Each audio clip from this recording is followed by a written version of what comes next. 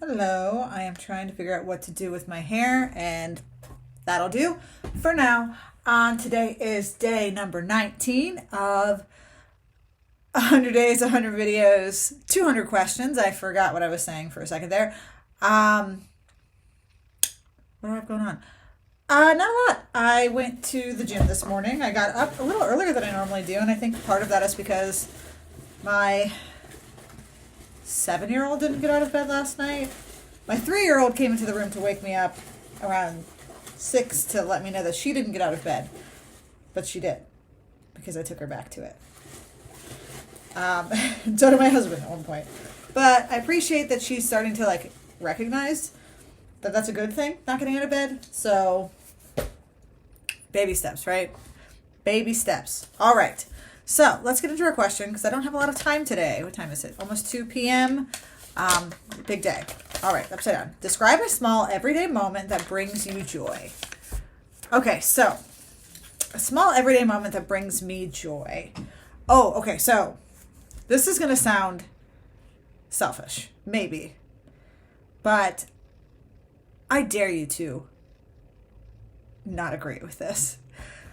The singular moment that brings me more joy than anything else in my life is when I wake up, look at the clock, and realize I still have hours of sleep left. Like the idea that oh my gosh, I can go back to sleep and just roll over and go back to sleep. Oh, that feels so good. That feels so good. Every day that happens, which is not a lot. Although I will say there's it's a slightly less of a joy, but it still is a joy when one of my kids comes into the room and I go to put them back to bed and I look and it's 2 a.m. versus 6 something and I know they're going to get up. That also gives me the same kind of joy because I know that I still have a lot of sleep left to get.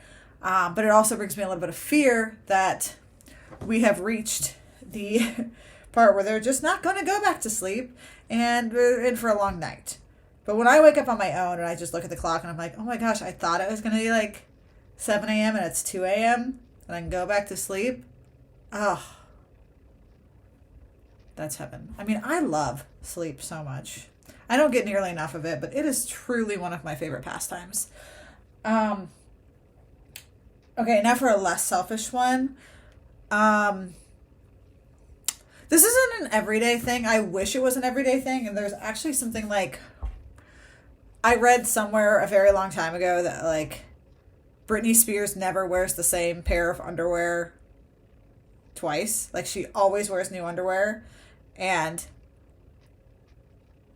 I can see why. But I'm not thinking underwear, I'm thinking socks. Putting on a fresh pair of socks that you've never worn before, that's bliss. I love it so much. I guess that's also selfish. But I'm trying to be real. Things that bring me joy. Yeah, if I could always have new socks and never rewear a pair of socks, I love putting on new socks. New wool socks or even new athletic socks. New any socks. I found in my 7-year-old's drawer the other day, I found that she had 3 to 4 pairs of new socks that she had never worn. She didn't even realize they were there. And then she picked an old pair of socks to wear, and I was like, you are missing out on one of life's greatest pleasures by not putting on those socks. But now she has them to look forward to. So I guess you choose your joy. And then I guess to pull it back, something that brings me joy every day is figuring out something that makes my kids crack up laughing. Getting that, and it's another mixed bag because it's getting that first moment of just pure hilarious joy. But then it's always do it again. And it's it's never the same. You can't replicate that kind of joy, but you still try. But yet you still try. Yeah, that is my non-selfish one. Getting them to laugh, just belly laugh so hard. That is a huge moment of joy. Let me make sure I captured that question correctly. I threw it away, so now it's got orange peel on it. Small everyday moment that brings you joy. Yeah, those are 1. Those are 3. So you asked for 1, I gave you 3. So you're welcome. All right, let's get to ChatGPT, which I do not have open. I have Facebook Marketplace open, looking for Rainbow High Dolls. for my 7-year-old who just out of nowhere told Santa. She's been talking about wanting a hoverboard for months. Got her hoverboard. And now she goes and sees Santa, and of course she panics and says like a Rainbow High doll. So now I feel like to keep the Santa thing alive, because she's been kind of questioning, we got to get her the Rainbow High doll. So you'd be like, see, Santa listened. You said you want a Rainbow High doll. Here you go. So I'm trying to get it for cheap because I don't know if she'll really want it. Okay, let's go to my YouTube questions. Okay, I need another question. Let's make this one inspiring. Oh, something just made a noise. Okay. How do you push through self-doubt when facing a challenge that feels beyond your current abilities? And what was a time you successfully did so?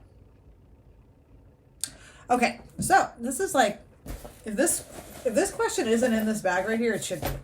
A time that I pushed through, or how do I push through self-doubt when facing a challenge that feels beyond your current abilities? First, I redefine what my current abilities are.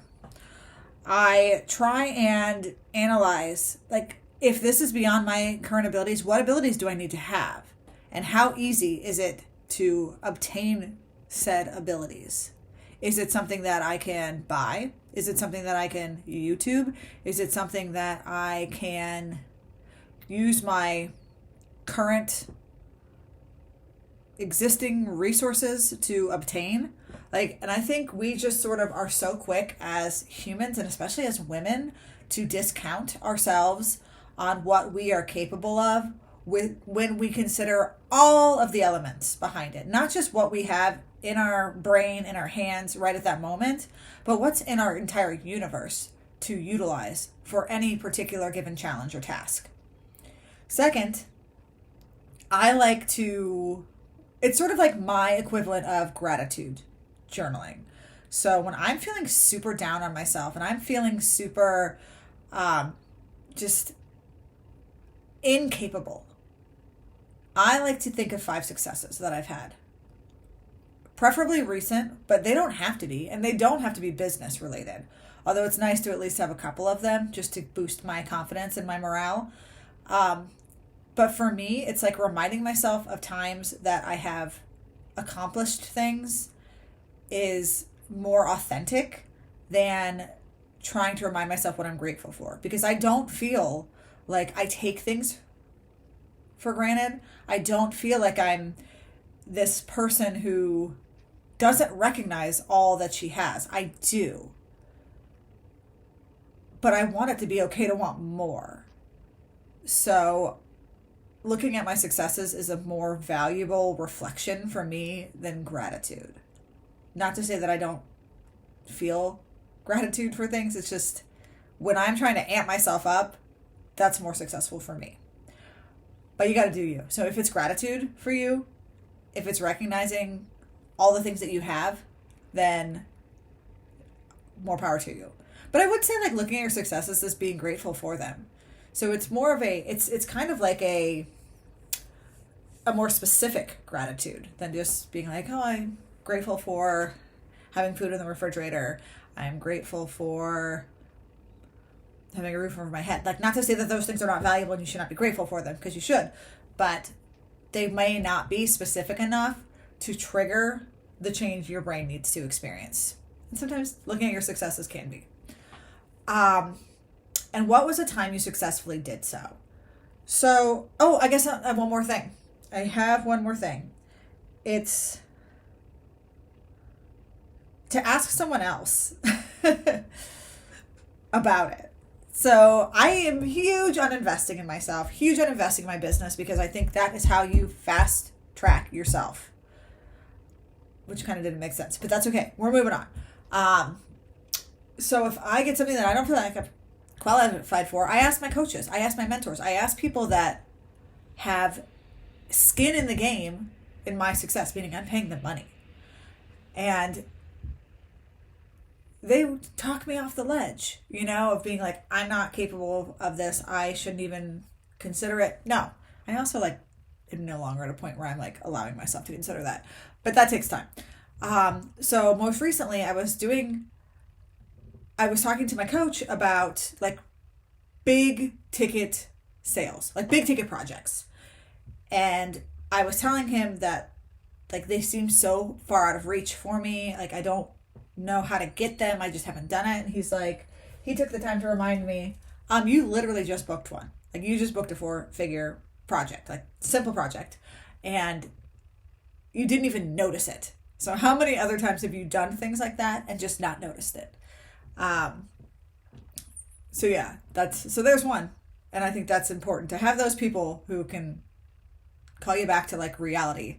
Because sometimes your reality is not that you are delusional, or maybe you are delusional, but you're like negative delusional versus like positive delusional, and they'll bring you back to reality. Like Eminem says, snap back to reality.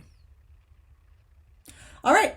Well, that was day 19. I had to look at my calendar to remind me of 100 days, 100 videos, 200 questions. I think this was a good one. I really enjoyed talking about this, and it took me 11 minutes, so obviously I did. If you liked it, if you have different everyday joys that you're like, I can't believe she missed it, put it in the comments below.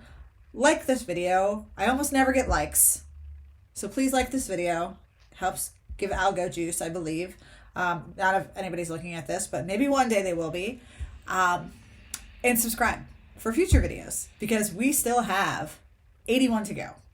So we're doing great. We're almost 20% of the way through, and I am actually really enjoying this. So I'm very happy that you're along for the ride. So have a great day.